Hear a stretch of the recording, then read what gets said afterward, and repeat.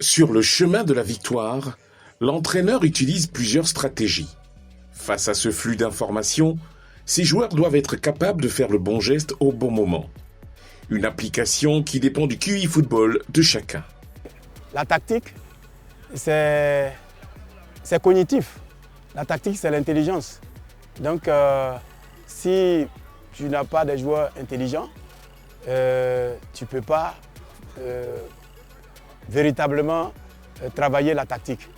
Pour moi, le plus important d'un joueur n'est pas qu'il frappe bien le ballon, ou qu'il court, ou qu'il lutte. Pour moi, le plus important est l'intelligence. Parce que s'ils sont capables de comprendre bien ce que nous voulons, de songer, ce que l'équipe besoin de lui, va à faire mieux jouer, mieux à les jouer et mieux à l'équipe.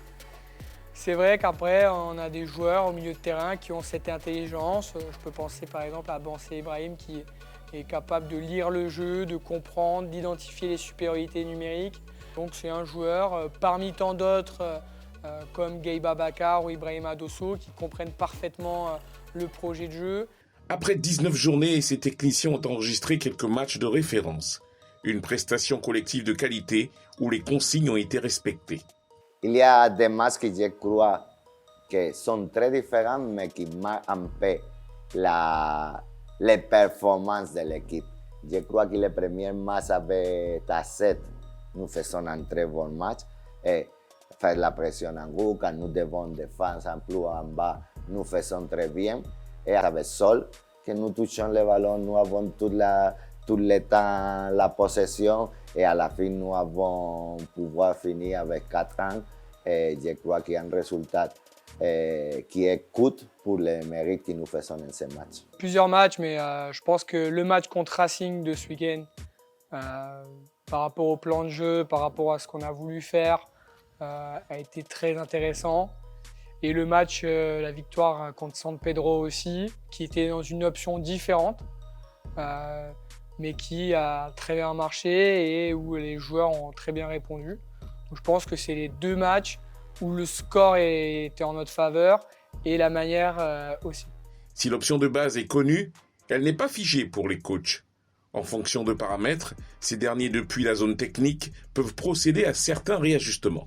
Ce qui pousse un entraîneur à jouer contre nature, c'est l'enjeu du match. Ça dépend aussi de l'adversaire. Si vous avez un adversaire qui est au-dessus de vous, vous adoptez une autre tactique.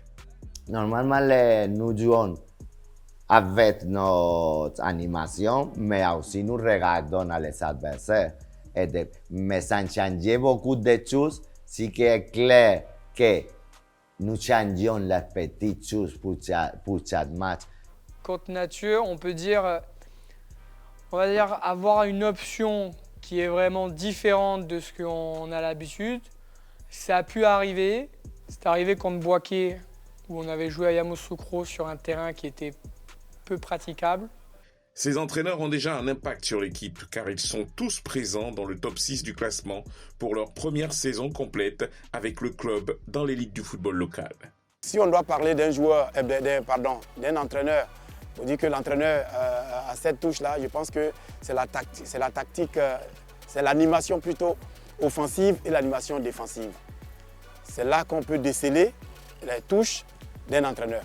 Pour moi, le travail de coach est tenter de cacher les défauts de mes joueurs et de mon équipe et tenter qu'ils se voient les meilleures choses de chacun.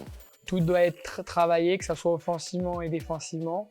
Parce qu'à partir du moment où votre modèle de jeu est complet, les joueurs derrière ont une meilleure connaissance, on sait ce qu'ils doivent faire. Et du coup, on optimise la cohésion opératoire. Et à partir du moment où on sait chacun ce qu'il a à faire, derrière, c'est plus facile pour quand les moments sont le plus difficiles, on a toujours des repères sur qu'est-ce qu'on doit faire. Aussi est clair que quand tu vois à Denguélé, c'est quelque chose de d'autre manière. Tu sais qui est le jeu de Denguélé et la manière de jouer de Denguélé. Donc c'est ce qui donne nous les coachs à notre équipe, notre esprit, notre manière de jouer, notre manière de voir le football. Et je crois que c'est important que quand tu vois une équipe, tu sais qu'il entraîne en ce moment. Fédérer en groupe, travailler en synergie, autant de challenges à relever en s'exerçant au quotidien pour parfaire toute cette organisation. Tout le monde applique le système, hein. Il y a plusieurs systèmes. Il y a le 4-4-2, 4-3-3, il y a 3-5-2, il y a le 3-4-3. Mais tout dépend de l'animation. Par rapport à notre modèle de jeu, on a différentes options qu'on prend pour optimiser notre rapport de force et pour mettre à mal l'adversaire. La tactique que nous avons beaucoup appliquée, c'est la tactique défensive. Parce que nous avons une jeune équipe qui vient de monter en Ligue 1. Il ne fallait pas aller vite en besogne. Donc on s'est focalisé sur la tactique défensive. C'est une personne ambitieuse, c'est une personne qui les plaît jouer en le terrain adverse parce qu'à la fin, ils sont plus loin de notre poteau. C'est clair qu'avec ces manières de jouer, il y a le problème que nous assumons beaucoup de risques avec le ballon à notre dos. Vous avez vu que dans le championnat, nous avons fait 2 remontadas. Être mené 2-0 dans ce championnat ivoirien difficile et puis revenir au score, gagner le match. Je pense que nous ne nous focalisons pas seulement sur la tactique défensive.